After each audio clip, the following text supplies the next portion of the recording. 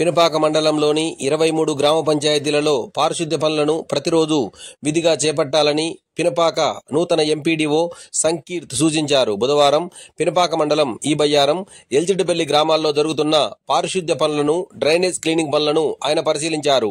Drainage cleaning, machine Bhagiratha ఇంటింటికి తాగునీరు పనులను పరిశీలించారు. మిషన్ భగీరథ నీరు వృధాగా పోకుండా చూడాలని అధికారులను ఆదేశించారు.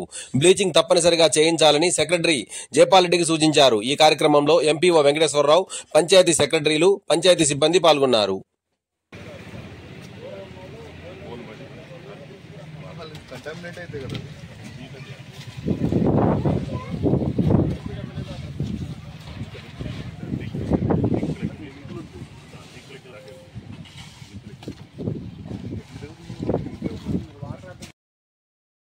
పరిశీలించినట్టు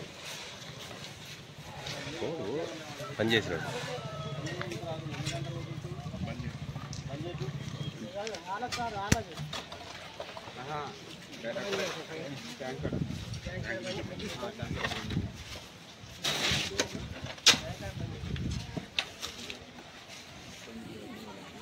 మనం ఒకసారి